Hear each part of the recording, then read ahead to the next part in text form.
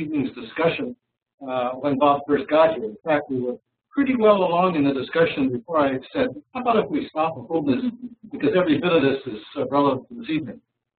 So let me see. Let me start by saying, Lady or Nikita and Ursula or Anka and Brian, do you have anything anything you'd like to bring up before we just start this thing? New topics, questions, statements, observations. Can you hear us? Can you hear us? Yes, says Lady. Nothing for us, says Nikita. Ava says yes. Okay. Was mentioning something about archetypes and BDSM. Wow. You want to mess with archetypes and BDSM? Here we go. Well, before we jump in, let's thank Ava. Oh, yes. Ava, thank you so much again for setting up and monitoring us this evening. And thank you so much for recording it and everything else. And oh my God, what a commitment of your time. It's unbelievable. Thank you very much. Okay. Introduce Bob. And here we go. This is Bob Ritchie. And as I was saying earlier before Jonathan and Lady joined us, I'm not sure if I said it before Nikita and Ursula were in, Bob and I go back to about 2003 when he first entered the BDSM scene. And we've been increasingly close over the years. And that's about it. He's one of only 2 people that we have as play partners for Jen, as a matter of fact, BDSM play partners. But she says I'm too. Actually, he said you were too much. Oh. He put the rope. What? Yeah. When Bob had hurt my sternum. About that. That's not invited back. Bob had hurt my talk to him about leaning on your sternum. Hurt my sternum for days, and this Bob couldn't touch me, and he didn't like not being able to hurt me. What? This is ridiculous. It's my story. I'm completely making it up. Yes, Master. So, at any rate, Bob's one of our very, very close friends. Okay, so let's deal with archetypes for a second. First place, does anybody in the room have anything to say about archetypes? Lady or Jonathan or Nikita? Anybody want to jump in with archetypes? So talk about what an archetype is. Okay. An archetype, Anka, is a word that has essentially the same understanding in any language. So if you say warrior in any language, in that word in that language, nobody thinks you're talking about a baby. And if you use the word scholar, nobody thinks you're talking about a warrior. And if you say mommy, nobody thinks you're talking about, et cetera, et cetera, et cetera. So there are some words that carry with them a worldwide meaning. And they represent the core expression of certain kinds of behaviors. So the question, were you going down to answer the question? I was going down to how archetypes have a role to play in the formation of BDSM clubs. Oh, I was going in a different direction. Go that way, and then we'll go that way. So, for example, just to give this some reality, oh yes, the servant master. Very well. Can you speak to that, Nikita? You want to speak to any of Skip's stuff? Because archetypes were developed by the psychiatrist Jung, it's Jungian psychiatry, at the turn of the century. And Jung developed down a different path than Freud. And the person where I would take you right now for archetype discussions, do this. What is her name? Who's the current specialist in this? I'll think of it in a minute. Her name is a little hard to, unusual to pronounce. Weiss. You got it. Go ahead, Nikki. We have taken Master Skip's Servant Master course, and he discusses archetypes a lot in that one. And we've taken it twice, actually, over a couple of years. It was quite interesting to see the slight variations and the slight differences that were discussed at the second class. But I recommend it to anybody. It's a very interesting class. Okay, thank you, and I agree. Caroline also does an archetypes class with her doctorate's in psychology. She's a Jungian. WEISS. Okay. If you would look up Weiss, and if you have trouble finding that, write to me or have Brian write to me, and I'll give you all the citations. But she has a website. She has a lot of material on archetypes and how they affect you. But let me just come back to this. When it comes where the rubber meets the road is how archetypes affect groups. And what I have noticed is that in Austin, in the BDSM clubs where you have that are democratic, so you have an election process, and you have winners and losers. Over and over again, every time it comes up to voting, you get polarization, and you get people who, because of this country, we seem to object to the people instead of their ideas. What you end up with democratically elected boards are people with a warrior mentality. They are trying to beat down the opposition. Years ago, a second group was formed here in Austin that was based on a scholars model. And it's very interesting how the organization with a scholars model, they were an education group, has interacted over the years with the group that had the warrior mentality. And a third group started here in Austin that is wholly owned by one person. And it's held in her house with her husband, and her master and so forth, or come to the parties. But that organization was none of the above. It is a complete dictatorship run by a benevolent dictator. And of all of the groups, that one has no problem. The education group has hissing and moaning going on, but on the other hand, you can't change the board of directors easily, so there's no election process. So although you may have hissing and moaning, you don't have any drama. And then the other group continues to have drama. And since you know all of these groups intimately, I'd love for your comments. The group that you're referring to that has the warrior mentality has actually lost that to a large degree. The last few elections, they have barely enough people to fill the roles of their board of directors. So there really isn't much in the way of combat. It's more a case of, you'll take the presidency? Okay, great. Here, you can have it because no one else wants the job. And they don't want the job because they get torn to pieces. Last president we had, 2 or 3 years ago, was just the nicest, sweetest guy in the world until he became the president. At which point everybody ripped into shreds. Yeah. No, that's my impression. So to bring the archetype discussion around to our topic tonight, if you have an archetype as a daddy, and you're taking that archetype into a SM relationship, right. Where is there a difference? Can you say that the daddy who cares for, protects the girl, the boy, whoever, in a non-kink relationship would still have the same role in the kink relationship? To some degree, yes, because I actually practice a dad and girl dynamic with one of my partners, and it is, we're a little atypical because in a lot of those dynamics, the daddy decides the path for the girl or the boy to follow. They may direct them down certain areas of professional interest or service, things like that. In ours, she established what she wanted to accomplish in her life, and I helped her find the goals and help her achieve that, and I pushed her, I held her accountable so that she would be successful. So it was a very different mindset from the beginning. But there was no, our authority structure was very relaxed. It's more like an adult father with an adult daughter, guiding, encouraging, supporting, but not saying you have to do this or that or the other thing. So what, is there anything else that you'd like to talk about with archetypes in BDSM? Well, archetypes give you a blurry picture. They give you a general idea of what to look at.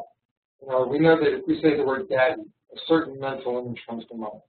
How that actually, what the details are like, is very nebulous just from using that word.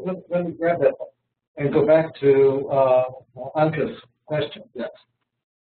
Well, when you say there are archetypes such as daddy and mommy, nobody, when you say daddy, everybody has a pretty good idea what that is regardless of culture. The situation is, though, there's no archetype for dominant or master, submissive, or slave. So when it comes to our lifestyle, we're constantly swooshing about on ice, trying to get some kind of foothold to talk to one another because we don't have common definitions of master, slave, submissive, dominant, daddy, girl, BOI, BOY, pet, trainer, which is why it's a nice discussion.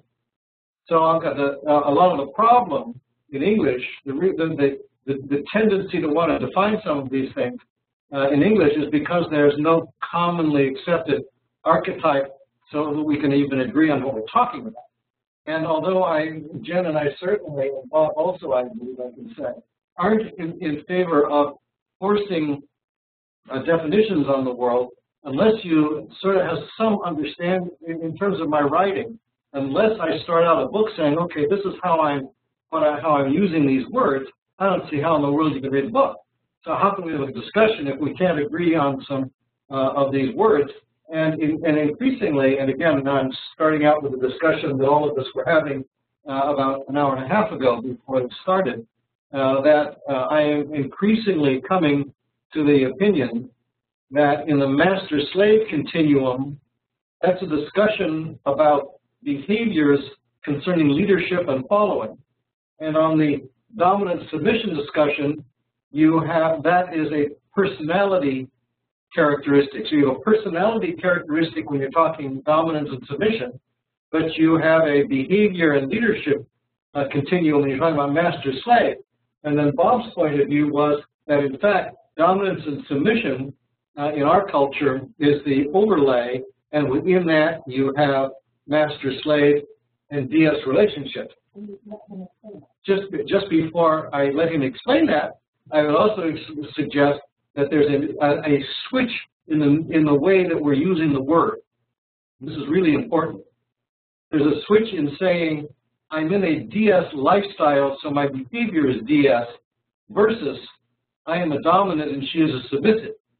Because in the letter, in the master-slave side, there's no particular requirement that the slave is a submissive.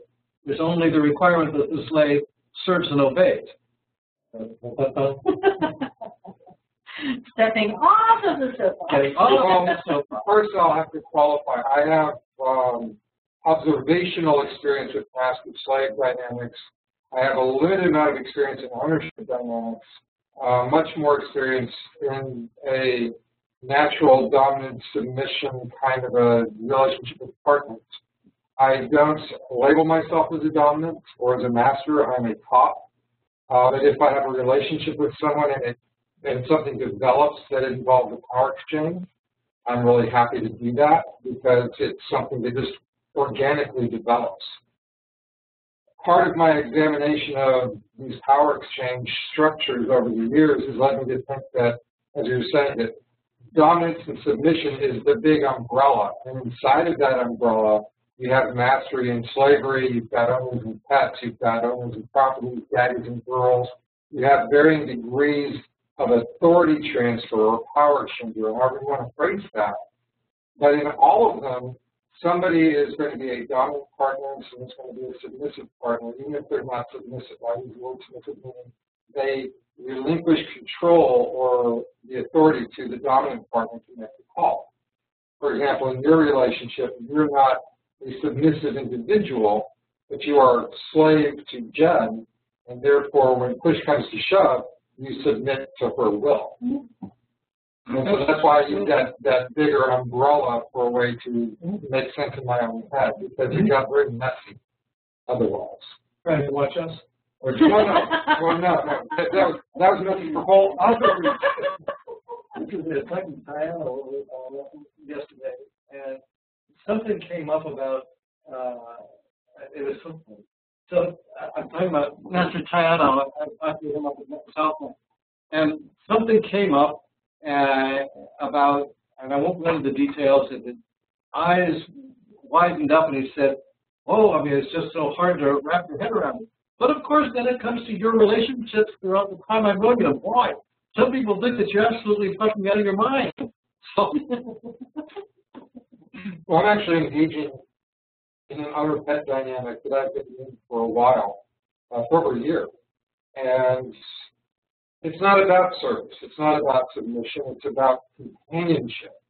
And there are some things, I would call them tricks, because it's an outer pet dynamic. So I've taught certain tricks, certain behaviors to my pet that I found desirable.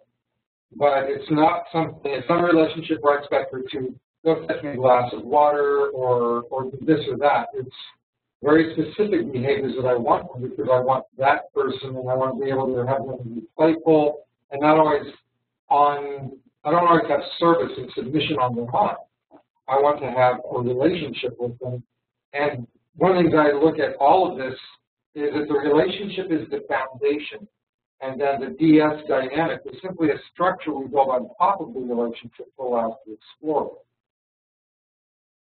That's probably 95% of my perception of what we do. The other 5%, the dynamic is the important part, and the relationship is really superfluous. I could very easily have a master-slave dynamic where it's not romantic, it's not about the relationship, it's about I have things I need to have done, and I need to have a servant to be able to assist me in getting all of the stuff done for my project. Now that's much more of a slave master school. Right. And that's actually how I see master-slave function in my life, if I get to the point where I find the opportunity to engage in that. Because I'm not looking for a romantic relationship in an MS dynamic. I'm looking for someone to provide service. Anybody want to come? Well, I think that there's one other subgroup, and it's what Raven speaks of as the porn subgroup.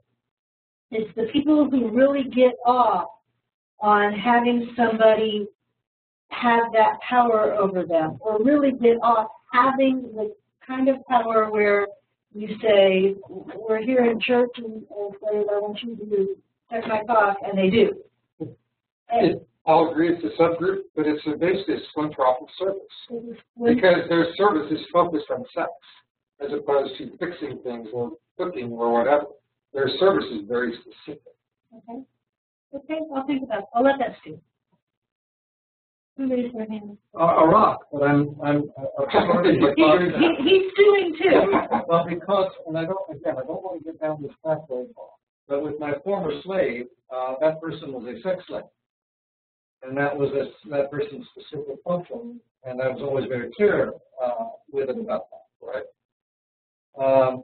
Did they not serve you then sexually? Was that not their function? It was, yes. Their function began about somewhat off, period. And I didn't really have a relationship beyond that. Right. Right, but that's supporting most. I understand that. I'm just absorbed. Okay, go ahead, Rock. There we go.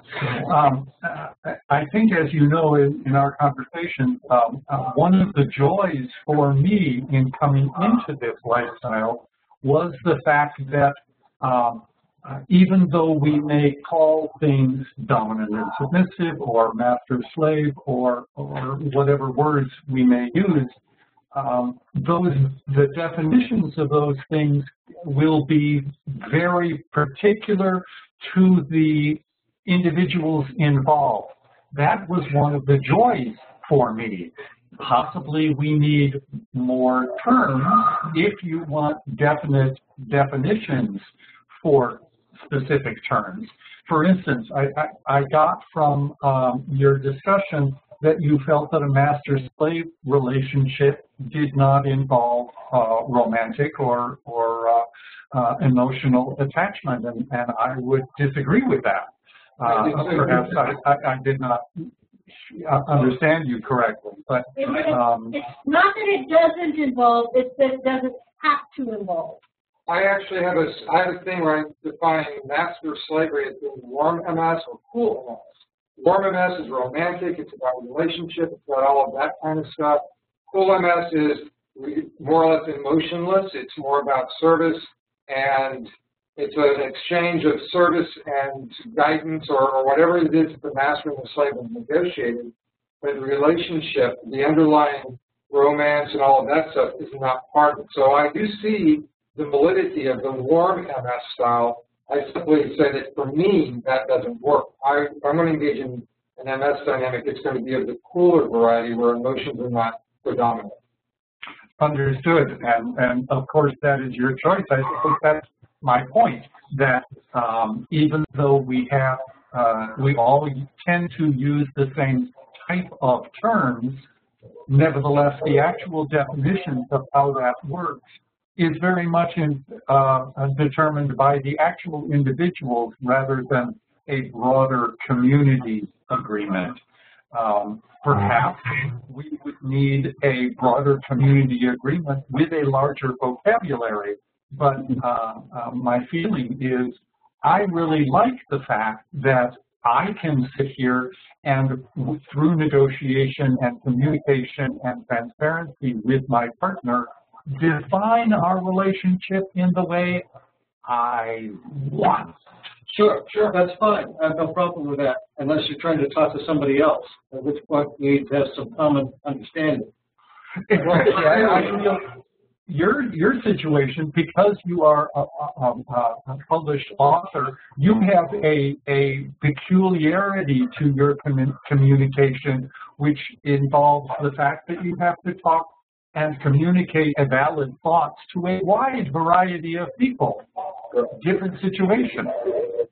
Well, and it's also a challenge I run into if there's a convention that's going on. If I see if there's a convention that's master-slave oriented, it doesn't really speak to me because I don't identify in that kind of context. So I can look at that convention and say, they're doing master-slave, I know what that looks like. I know the archetype. And there's nothing in that archetype that really applies to me currently, so I'm going to pass on that one. The same thing with leather conferences. I'm not leather, and I know what leather looks like. That's another one of those archetypal kinds of concepts for me. And so I simply say, hey, you guys have a great time at SPLF. I'll see you when you get back, and we'll do something about it. So I agree with you that it's important for people to be able to define terms within the context of their relationship. But if we are trying to be able to communicate, not just across the groups where you're at, the groups in Austin, or the groups in New York, and the groups in California, but as we start trying to communicate this stuff to a mainstream society, to express, to educate, to illuminate them on what these things are, then at some point, either we're going to pick the definition of those kinds of terms, or we're going to continue letting the mainstream society decide what those terms mean in the least flattering terms possible. Nikita? All right, at this point, I think I have a few things to speak to, if that's okay. First one is the warm, cool MS styles that Bob was mentioning there, and defining them as being emotional versus emotionless.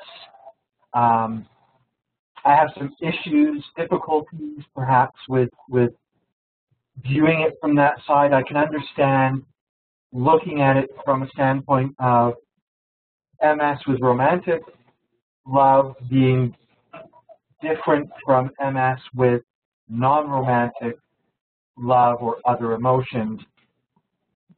I don't understand where we're humans, we're not robots. I can't see how emotions don't come into it in some form or another. If you care for the person, you're showing some emotion. It may not be romantic love, but it's still an emotion. If you're going to involve yourself in any sort of DS relationship, I hope that you have care for a person, because the time commitment alone means that you're going to be investing an enormous amount of yourself into that. So that from a definition standpoint, I don't see how it can be emotionless versus with emotion. Maybe emotionless may not be my best choice of words. What I'm looking at is emotions don't drive the relationship. They are not the, in a romantic relationship, emotions play a large part in deciding what you do, how you do things. What I'm looking at when I say cool MS is that emotions do not govern the relationship. They may develop, there may be love between the master and the slave as an interest of property, or vice versa, but the emotions do not decide or do not influence how the activities within that relationship develop. Let me go ahead and actually, Master just said something that's pretty relevant. A lot of the confusion, I think, between my former slave and I, and I think not all of you who are on here know. So I was owned by Karen from 2002 until January of 2010, essentially. And 18 months into the relationship, she gave me a sex slave. But my allegiance was always to my owner. And I always viewed my sex slave as a sex slave. I'm not at all sure that my slave viewed it that way, in retrospect. I would also go on to say that, particularly responding to Peter, that the born slaves, a slave may or may not be familiar with Slave Master and Born Slaves and Butchman's experience that he runs. But within that organization, the focus is on non-romantic service and obedience. And I have a good leather brother who, in fact, is in a non-sexual, absolutely non-sexual relationship with his master. And his master is, I mean, they're both drop-dead gorgeous. And his master is very prominent in the leather community as is he. If I might interject for a moment, because you seem to be answering a point that I didn't make. I'm not saying you can't have MS without romantic love. I'm absolutely 100% behind the fact that MS relationships can be completely 100% non-romantic outside of that, and in fact completely non-sexual. And that's an enormously valid way, especially within MS, because an enormous number of relationships are that particular style. I'm just stating that there's still emotions within the relationship. Sure. Satisfaction is driven by emotion. You know, so that's all I'm stating, is that in both cases there are emotions involved. Right? In one case, romantic love exists. I still also wish to state that in the case where romantic love exists, don't assume that that is the driving force within the decisions of the MS relationship. There are people who can have a romantic attachment to the person who is their slave, and they do not always allow that romantic aspect to be a deciding factor in what they do. Because if they did, then those are people who are placing the romantic love above the MS, as opposed to those who place the MS above the romantic love. I'm not arguing with that. I agree that that is possible. I do too. She had another question. Go ahead. On the primary topic where we're talking about the ability to create, hopefully, or have a desire for a more standardized definition of some of these terms, I think, to be honest, we can't. We can have a standardized definition within a narrow range. In other words, for your books, you can define the terms at the beginning, and so within the purview of that particular book, those are the definitions we use. It's the same system. Within the court system, for a particular, I'm dealing with patent lawsuits right now, for a particular lawsuit, specific terms will be defined by the court, and those definitions will be held as being the definitions for those terms for that particular case, but it is that particular case. So in the instance of my relationship, where sometimes we'll call ourselves mistress slave, you know, I own her, nobody else is going to ever know the true, full, complete definition of our relationship by any pairing of words. True. Right? It can't be narrowed down to such a narrow, tiny point. And I don't think that anybody's personal relationships can be so easily pigeonholed. So again, I think the best we can ever hope for is if we're running a conference, you know, and you're running a workshop there and you want to have a meaningful discussion, you have to do it like your books. You need to say in, you know, either at the beginning of the workshop or in a handout prior to the workshop, for the purposes of our discussion, these are the terms, these are the definitions. And yours, but this is what we're going to use. I don't think we can ever decide upon, okay, Daddy Boy is always going to be this. That's what Daddy Boy looks like. There's no other way for it to look like. But let's take that more generally. But in a general sense, you wouldn't confuse Daddy Boy with Master Slave. However, back to our dinner time discussion, is that instead of having a small definition that we grow from, Bob suggests that we have a larger definition that then we narrow down from. That can fit inside of it. Like we were talking earlier about the archetype. It's a fuzzy picture. It's only when you start trying to build in all the details that you gain the clarity of that specific relationship or specific situation.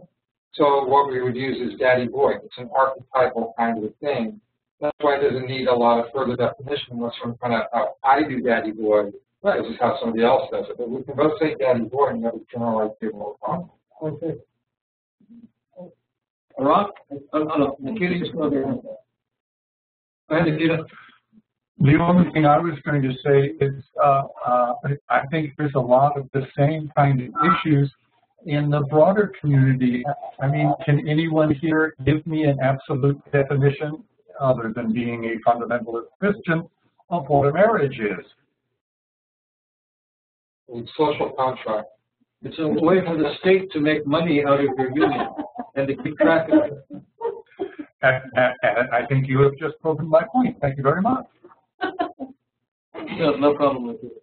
Well, the problem I run into is we've got shows like the polyamory show on Showtime. That is defining polyamory for the mainstream society. And that's my regret, is that we've got such a bad example because it's being, the definition that is being offered is one that's being made up by mainstream people for the consumption of mainstream people about things that we do.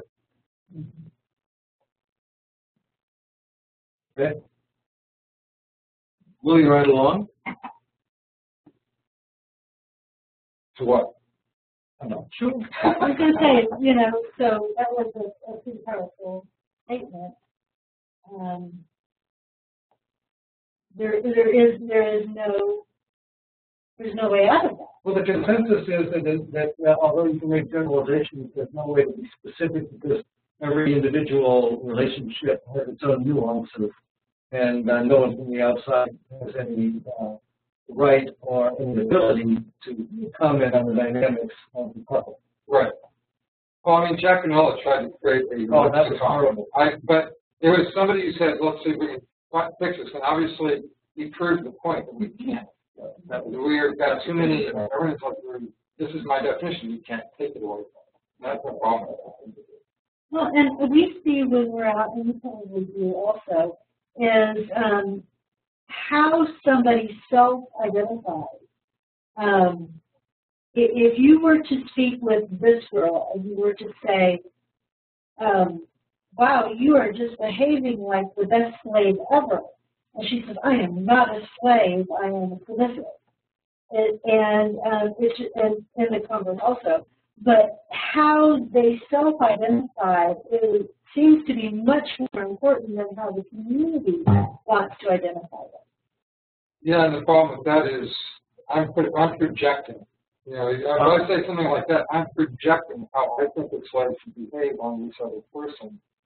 And they're saying, no, I identify as this. Well, their definition and my definition don't match up. So what we have to do is agree to say, well, this is how you mean it. So you say that word, you say submissive, I'm thinking slave, and we're just going to accept that we're actually going to have this mental dissonance inside of ourselves, but we'll be able to communicate because we know what the meaning for this concept, we know what word you use, and what word I use, so we can read it.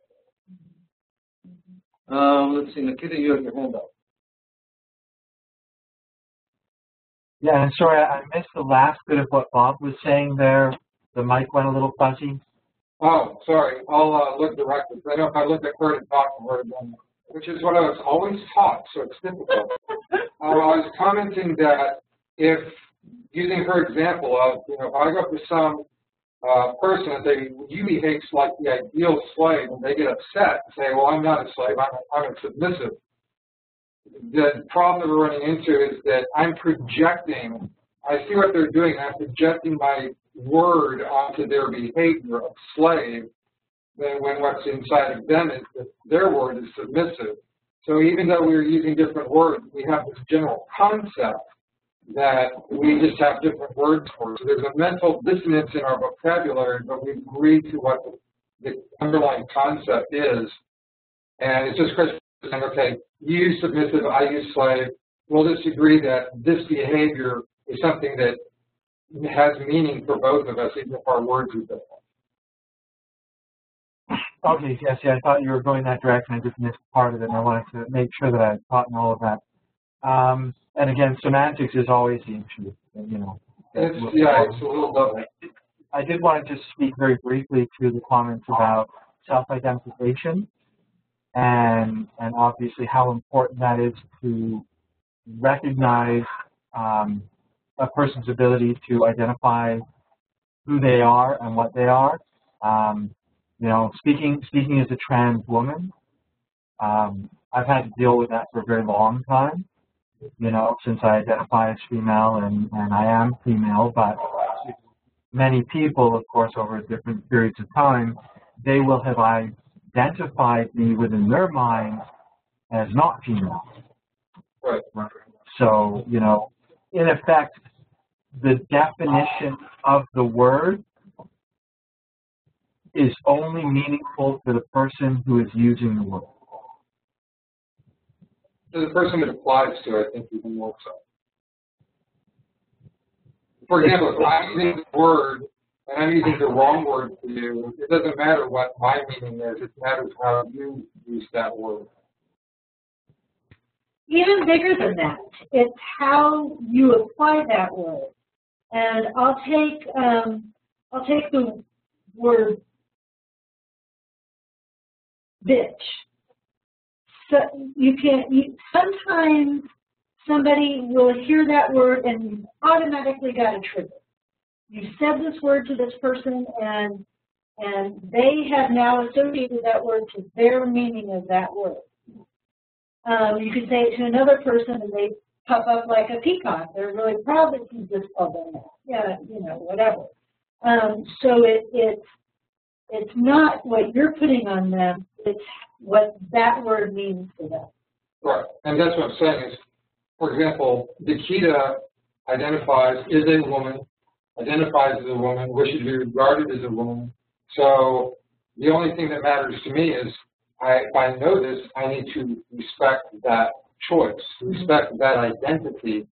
I say, well, in my head, you are this, and if I refer to you that way, I need to submit my definition, my mental process to accept their self-identity. Right. No matter whether if somebody is identifying as a master, yet they are not very masterful. That's a different thing to me. Because that's a title, that's an appellation, that's not an essential part of their being, like being a woman or being that identity. Someone wants to tell me that they're a master, I'll nod my head at them and I'll walk. But I don't refer to very many people at all as master so-and-so because I'm not in their dynamic. If they're covered by their community and I'm in their community, I'll respect that community has seen them in that way. But if someone just comes to me and says, oh yes, I'm master so-and-so, I'll always call them so-and-so instead. Do you remember what Conrad's name is? His current name? No, master. Oh, on Fet? Yes. Something like Master Big Fucking Deal. It's something like that. So like Master Published Crusher that they receive. Yes. Conrad has put on a Fet name to make fun of people that use funny Fet names. And if you just read the name, you say, "What an arrogant asshole." And if you read the profile, right, he tells you why he's done it. Yeah. It's very interesting. So how are we doing? Are we ready to move on? We're ready to move on. Okay. No one's on the queue? Nope. No one's on the queue. Awesome. So what was our topic for tonight? Anyways, because we sort of got off on archetypes, which led into the other part, which has all been good. That was our question from Monica. Right. So what is, we're talking about? Relationship structures. Relationship style. Ownership and possession. Well, for example, when I was with Yetta, master slave, faith. So we went to hoary uncle and naughty niece. So what's going on with that? In my world, I can't have a bratty slave. She wanted to be bratty because she was a stinker. So in order to save the relationship, we redefined our terms. And we were together another 18 months. Worked like a champ. But it's finding the relationship structure that works for that relationship. Right. So you have several different relationship structures. Mm-hmm. Which actually some of them have been in flux. Like I said earlier, which is you just illustrated, you have a relationship, and the structure is something you put on top to explore the relationship. Mm-hmm. And that was, that's a perfect example. I have a daddy-girl dynamic, which has been going for 4 years now. And we've had to shift our structure or shift some of our components of that because she moved to California. We don't see each other as often, so it's more difficult. I have an owner-pet dynamic, which is something that we've sort of wrestled with because we only see each other once a week. I'm sorry, I'm talking to cameras, so y'all can hear me. So I've got this owner-pet dynamic with someone I see once a week.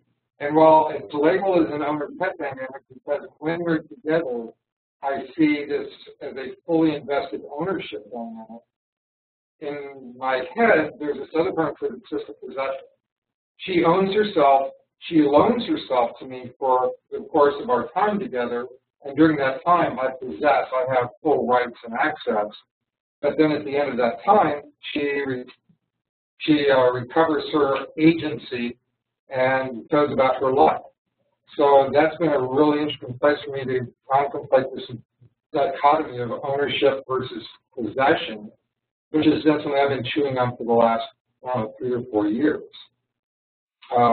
That's actually, so you're, in the first place, lady has commented, as we're just speaking right now, the nature of the relationship is contextual. Yes. So, and what I've always said to people is, I'm a psychological switch. I'll be master or slave depending upon my reaction to the person. Which is why I can't figure out why I go girly when I'm talking to a rock. And it really ticks me off. Yeah, she only does it with you.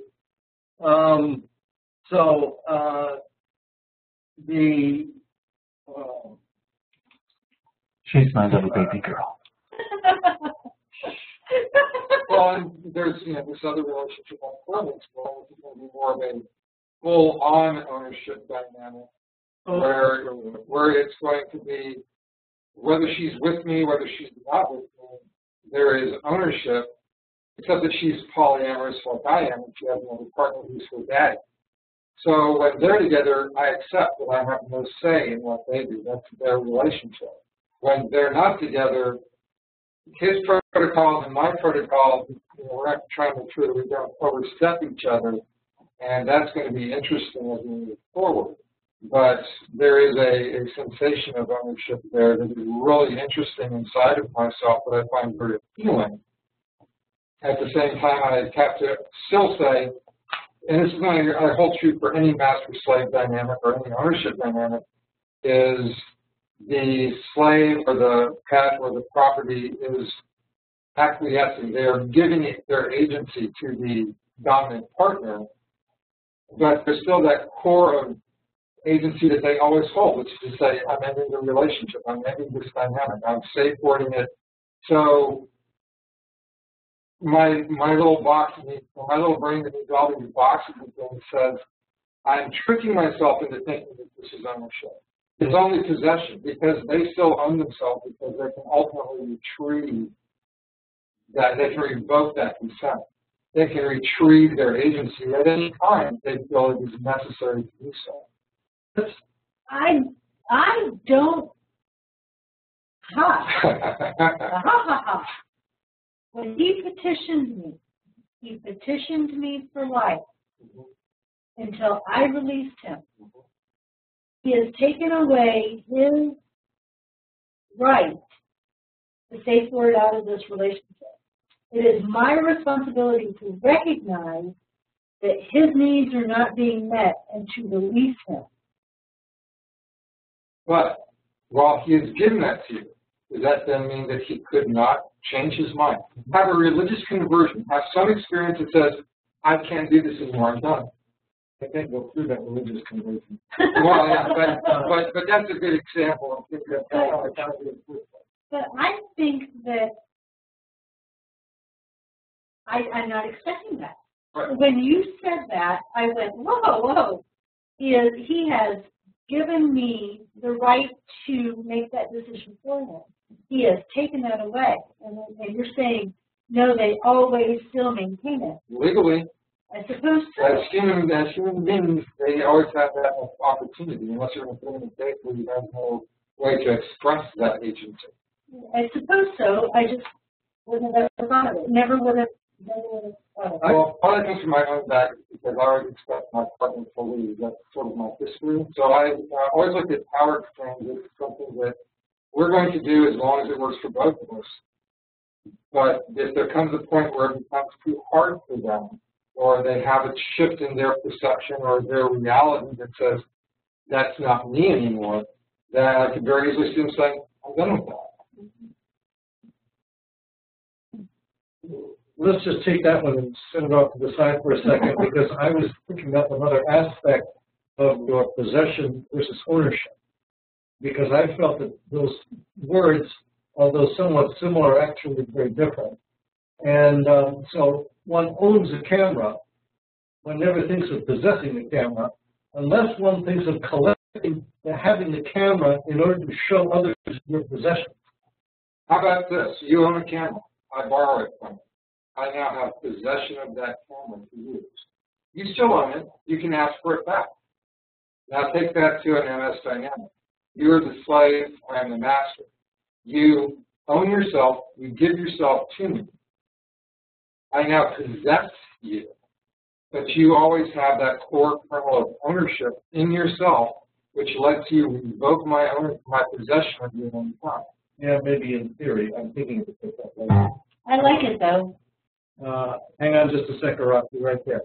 So what I'm thinking is that in an MS structure, some masters seek to have the slave in the sense of owning the slave, and their satisfaction comes from the act of ownership, while others don't care what it's called, but they wish to possess the inner spark of this person, and they have found themselves in an MS structure.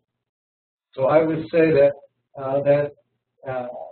there's a difference, and we're back to warm MS, cool MS, because I'd say so long as you're trying to possess the person's spark, you're at the effect of, instead of the cause of, some of your actions and behaviors with that person.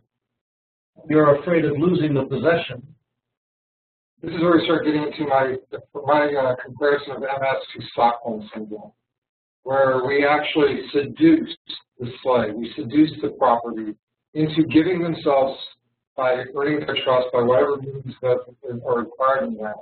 And once they give themselves, we foster that, we encourage that to the point that maybe they aren't able to act out of their own agency to say, I'm going to end this, which can very easily lead into abusive, bad experiences if the owner is not a person of integrity who is looking out for the property. Well, I would argue that I'll agree with you completely, and I would also argue that some MS structures, including my prior structure, were set up where the slave came with nothing and divested itself of things in order to come. Right. So now it's invested financially and psychologically, whether or not emotionally. The more invested they are, though, isn't that harder for them to leave? Sure. Sure. And which leads to abuse. Well, no, it doesn't. It leads to potential for abuse. If you have an owner who is a person of integrity and honor, right, and treats their property well and with regard to their well-being, right, no abuse is necessarily going to happen. But the potential is there if you get someone who gives themselves to that fully. And I can see the potential for that. I just have never experienced it. Arak, you're on. We were. Hello. Yes, I was.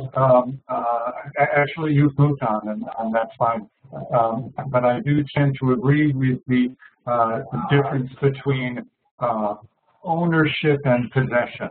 I find it very difficult to accept that it is possible to, other than in old style, meaning thousands of years ago, level of slavery, where in fact you are owned and the only option you have really is suicidal. But I think the giving yourself to be possessed by another person is seriously a moment-to-moment decision. And that anything may happen. A religious conversion was a suggestion brought up, but something can happen when you decide this is not me anymore.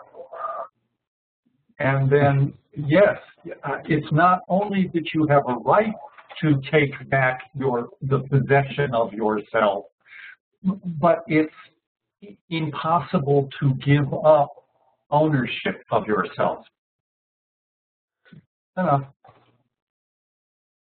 In point of law, it's a hard, the ownership and possession, I'm having a hard time in my personal application because I don't know where I would fall on that. In our relationship,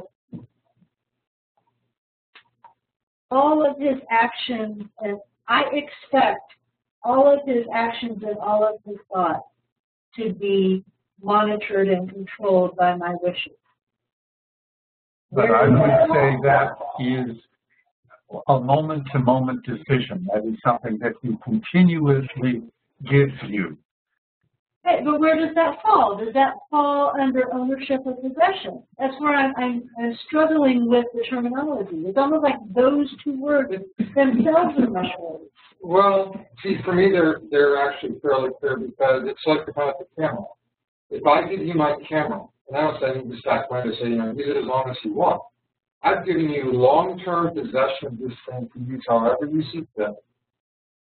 You're this far away from ownership. I mean, possession is 9/10 of the law, they say. Right. So in this context, I think that what you're talking about is a persistent state of possession where you are able to have those kind of directives from the state. Whatever you do needs to serve my interest, right? Needs to serve my interest.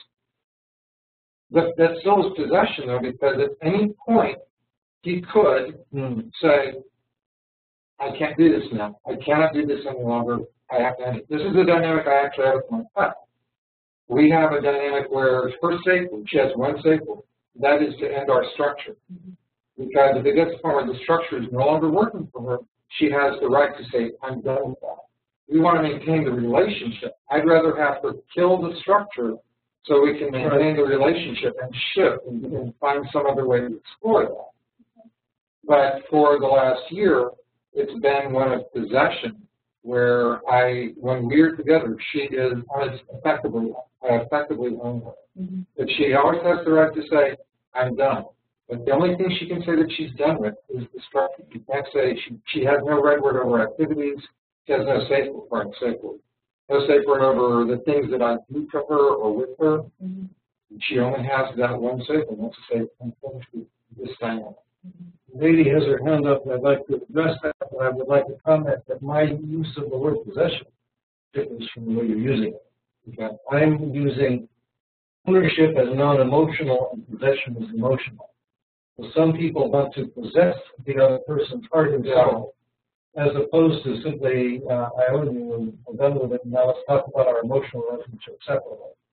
Yeah, I think maybe we are. So we're off of it. Go ahead, lady. Okay, can you hear me? Yes. Yes. Yes. Okay.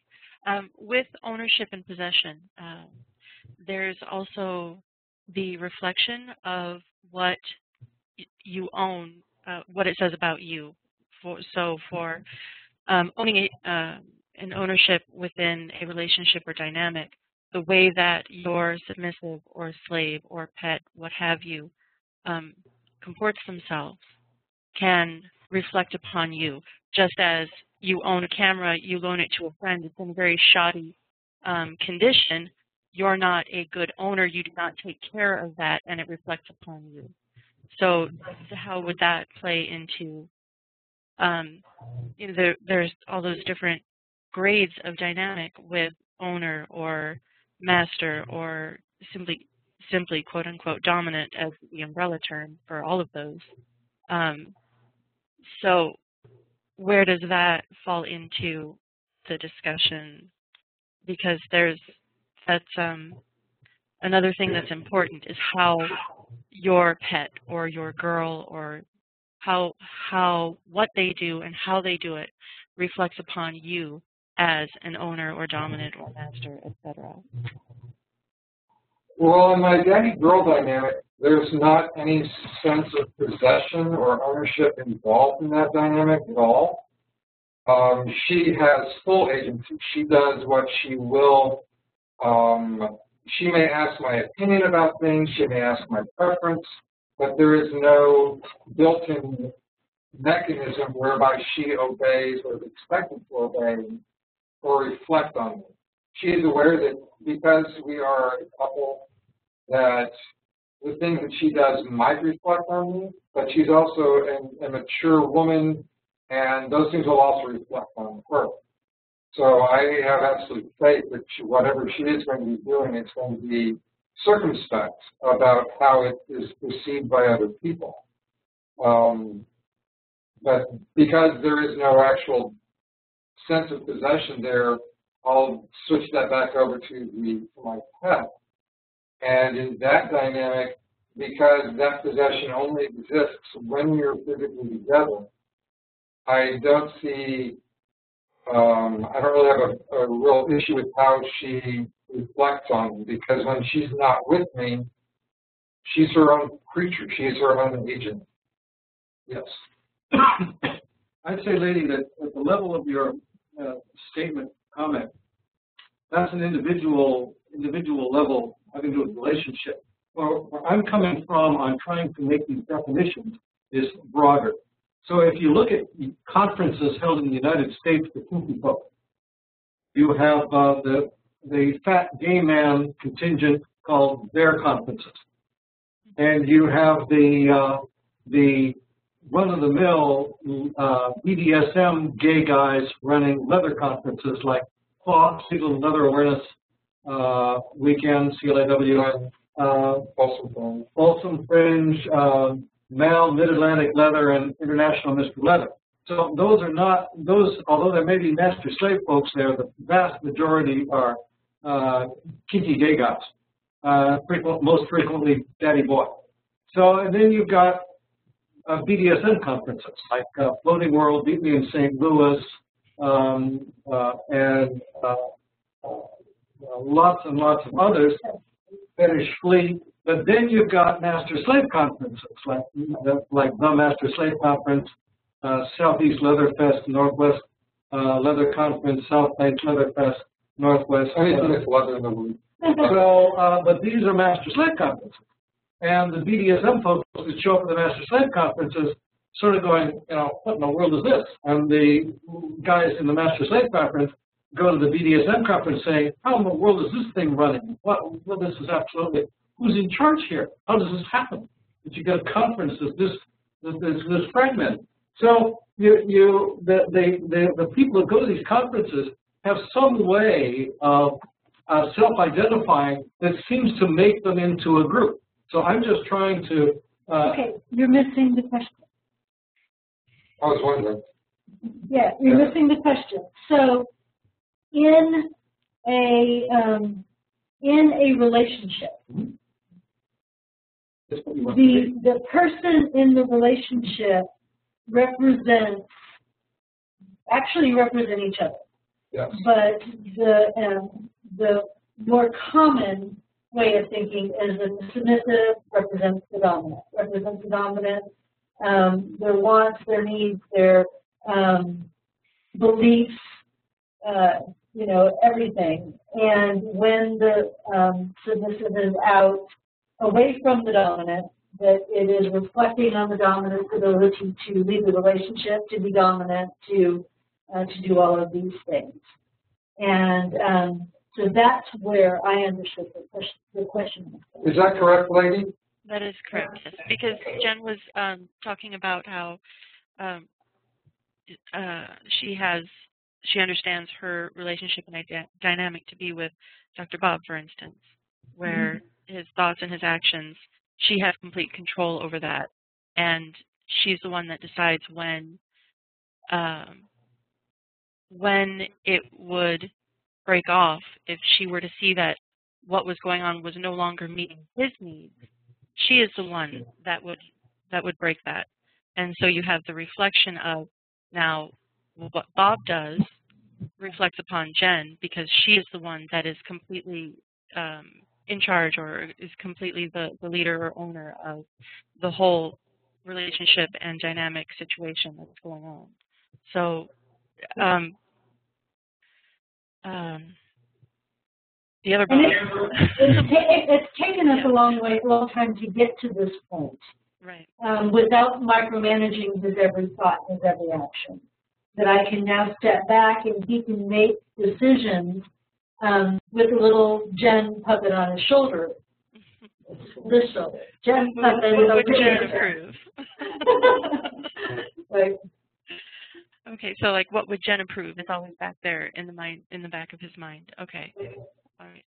The last class that I attended, partially attended at SPLF, was dealt with manners and respect. However, it began with the gentleman that was leading the class was talking about shining his boots and how he could not respect anybody who walked around without perfectly spotless high shine boots.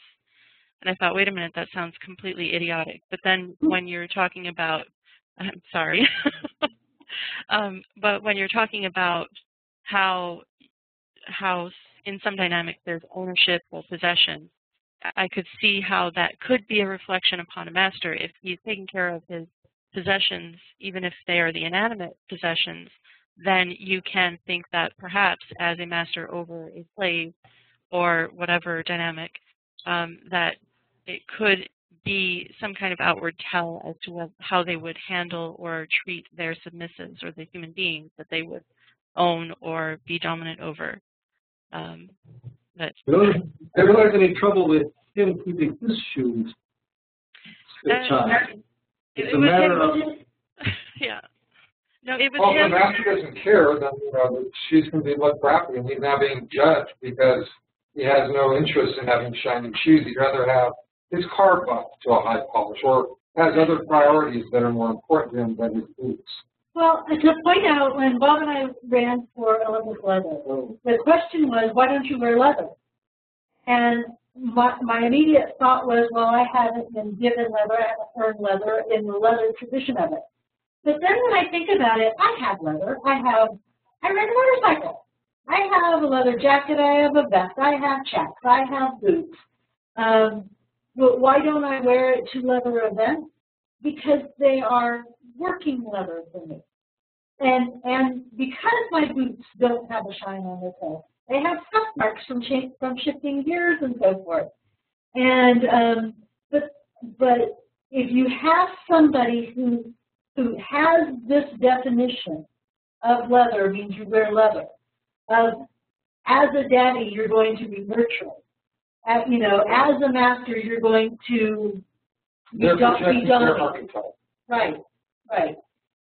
Let's get back to Lady. So, were you saying that he judged others as being less than because the boots were shine, or was he simply saying he himself has a standard that includes his shined boots when presenting himself to the public?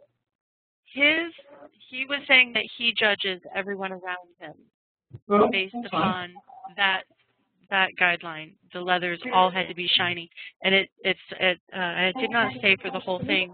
It became clear very quickly as there were differing camps. There were bikers in the class, as well as leather people, as well as just DS, and it became a very ugly scene very quickly, and I had to leave.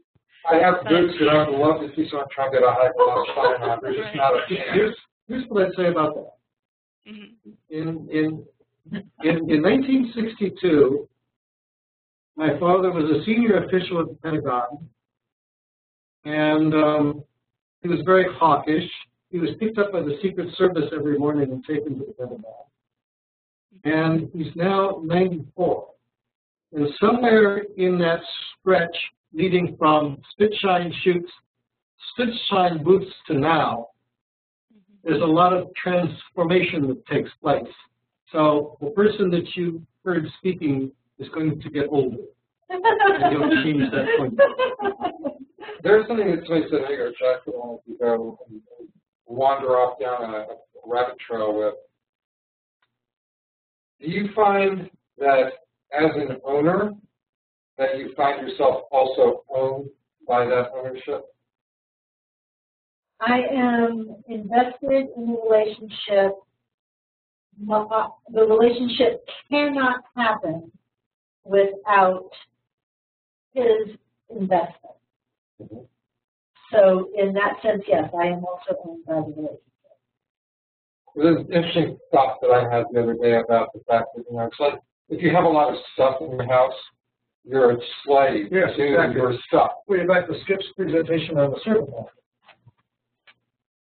where any master who thinks they aren't as integrally involved with slave as slave is with master hasn't thought it through there. Or they're going a different route. Or they're going a different route. Go ahead, Nikita. You just obviously brought up the master skip one.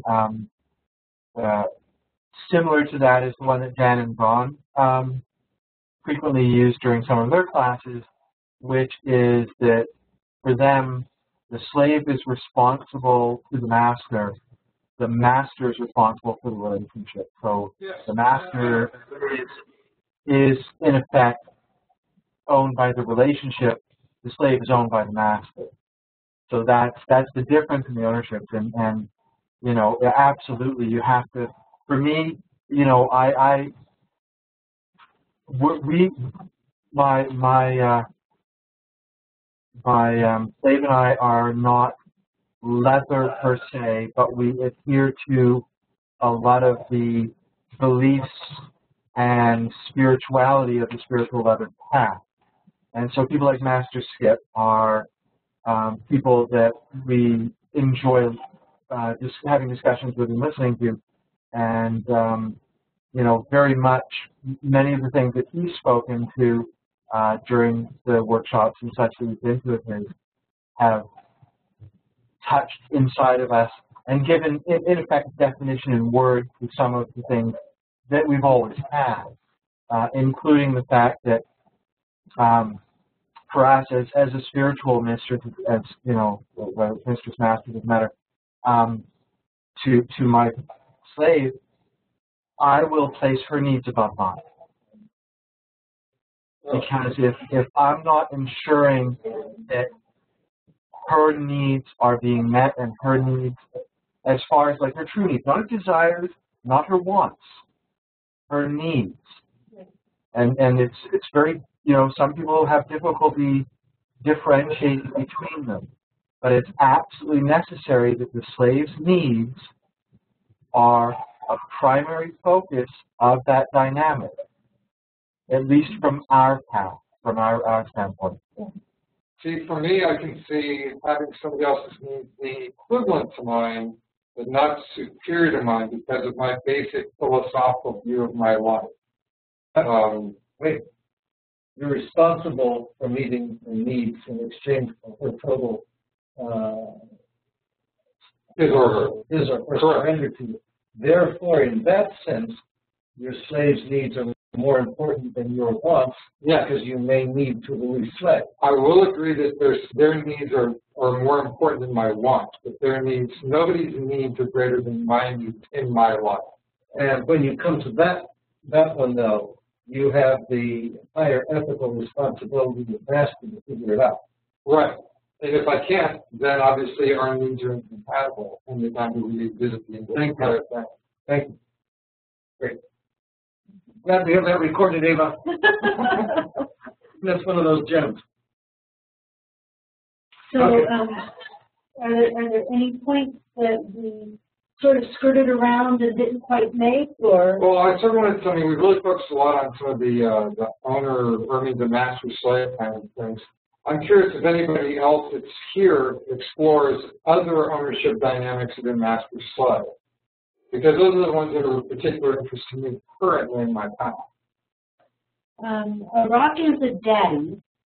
I don't know, Lady or Jonathan. Nikita and Ursula. I'm going to say that don't define us, please.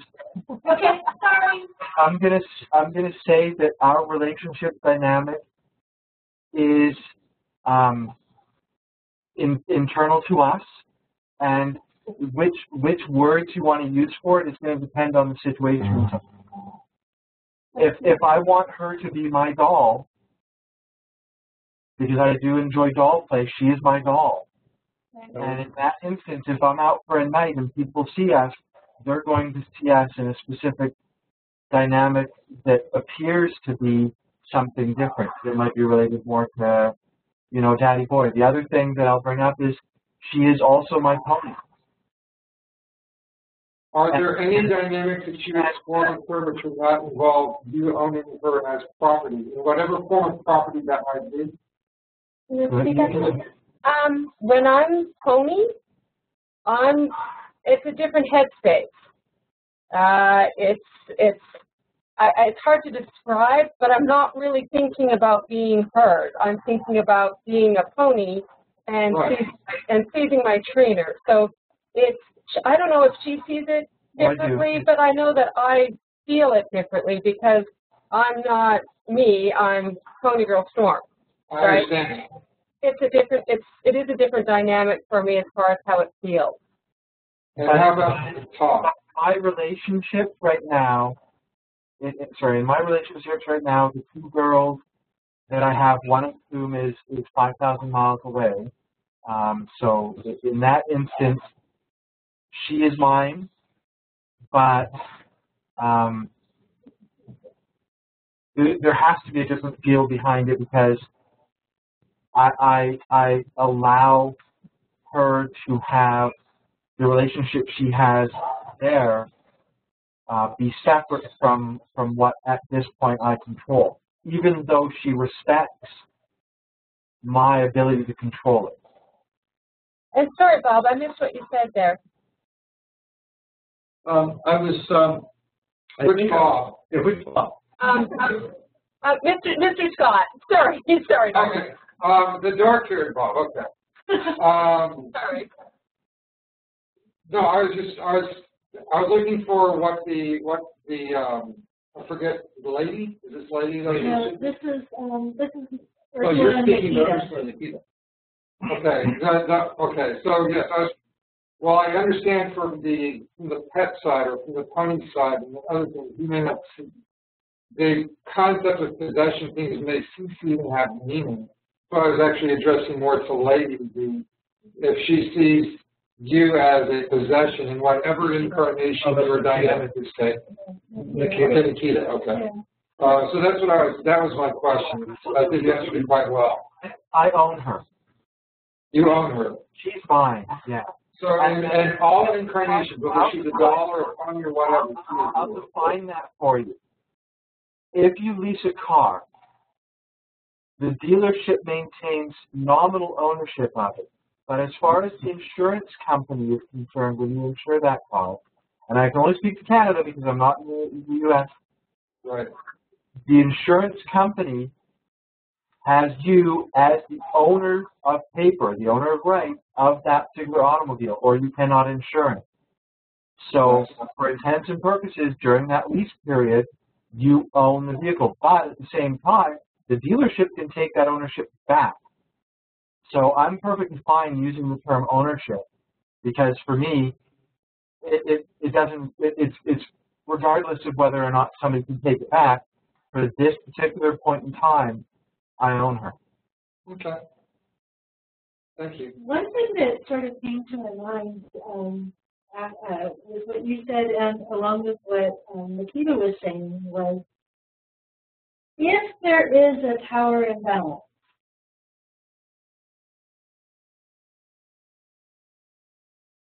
no matter where that power imbalance is, whether you're in a daddy girl or dominant submissive master slave, if there is a power imbalance, then ultimately the relationships, no matter how they define, are all the same.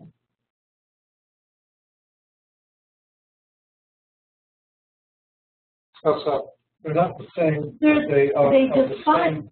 They're the same general category. General category. Because if you have basically the owner, and then you're manifesting the relationship with certain subtleties that the two of you work out as being something. All right. So what you're saying is that my daddy girl dynamic of Bydarra, which has no action. I mean, there's no power exchange. So that's sort of out of the equation. But if we were in a daddy girl where there was authority, then that would be basically the same as my power dynamic with my pet. Except you define that relationship differently. Right. Yeah, because emotionally, the idea, the emotional context for ownership for me is very specific and very powerful. The emotional context of being dominant and dominant submissive dynamic is very, very different to me. Well, again, now that's where I think each of us defines this differently based on our upbringing, and our life experiences, which is why you can't have a common definition to it.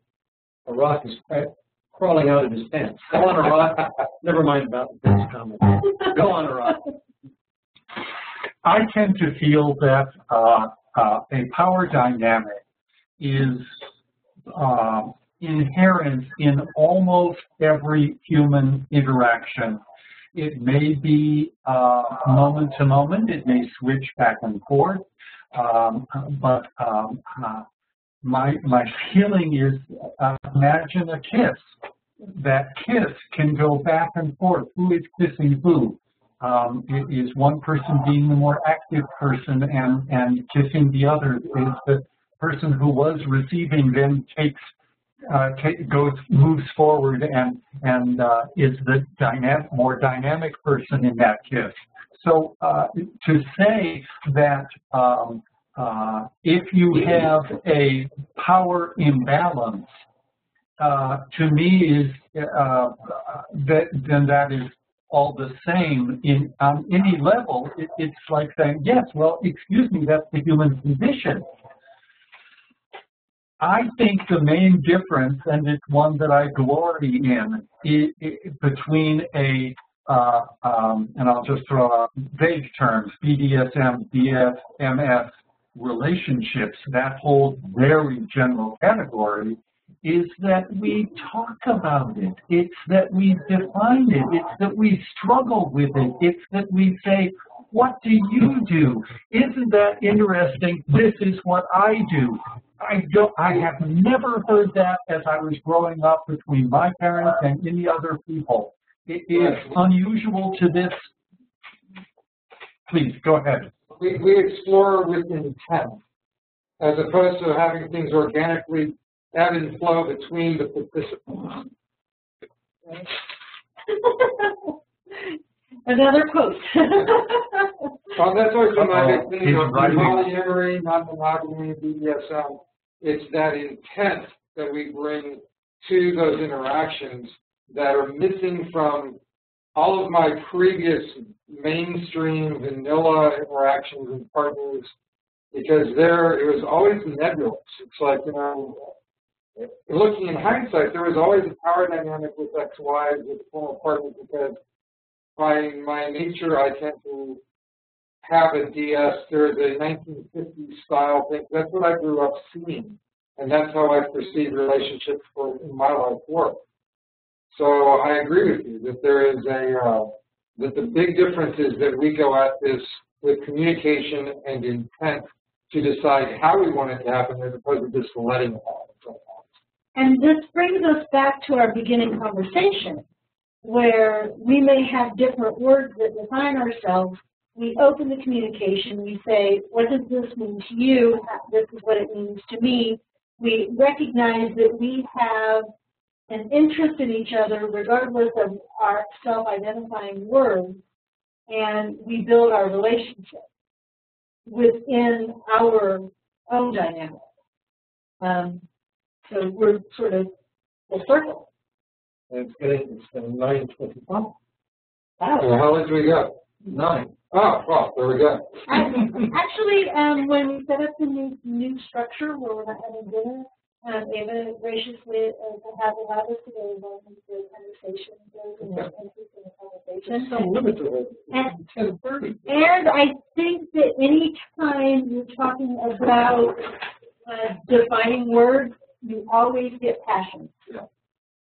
Well, see, I actually have a lot of ties into the LGBTQI community and people that are gender fluid and such. So I've actually had to learn to let go of my investment in a lot of these words and be more flexible about them over the last few years. So I find that has helped with these other things, though it still makes my brain work, because sometimes if I have to remember every single person's words and how they mean them, I have to have spreadsheets for everybody, so I can say, okay, slave means this to this person, and this means that to that person, so that when I'm getting ready to meet with them, I can go through and review and say, here's where we were last time, let's proceed, as opposed to having to recreate that entire conversation of definitions and meanings when we re-encounter each other. Any last comments? Well, I will throw out that Bob is probably the most politically either correct or cautious person I know. Cautious. When you speak, you are very, very careful to include everybody's identity, everything, whatever, however they want to be. You're non-judgmental. You're not trying to say there is one true way of doing something. Your intent in this discussion is to say, let's at least settle on some broad definition so we can narrow down our points. And partly it's because I finally, it's taken me a decade to get to the point where I was interested in ownership and possession and things like that. And so since I know you've been doing this for such a long time, I wanted to sort of throw out some of these thoughts that I've had to get some feedback on my own thought processes. And so I appreciate everybody else that's been participating this evening. Anything else before we sign off? And we need to thank Ava for staying up late. Yes, thank you for staying up late. Brian. This is my little girl. Lee, Jonathan, Arat, thank you all so much for joining us this evening. It was delightful. 2 weeks from now, we've got Master Obsidian and Slave Namaste talking about The death of abuse. Can I give a shameless plug? Plug. I will be presenting at the Floating World in July. I'm at Twisted Tryst in Wisconsin in August, and in between then, hopefully I'll be at MedCon Fest and a number of other events. I'm still waiting to hear word back, but hopefully if you are at any of those, please come and say hi. Okay. And we thank you all, and we thank Bob for coming over. Hope to see you in a couple of weeks. Brian, it was just a pleasure seeing you last weekend. What you posted for Master Obsidian and Slave Namaste was danger, keep out, and MS relationship discussion. That's the one. Thank you, Thank because you. I wouldn't have done the other one. Thank you. That's the one. Yeah. Okay. That's it. Anything else? Good night, one and all. Anything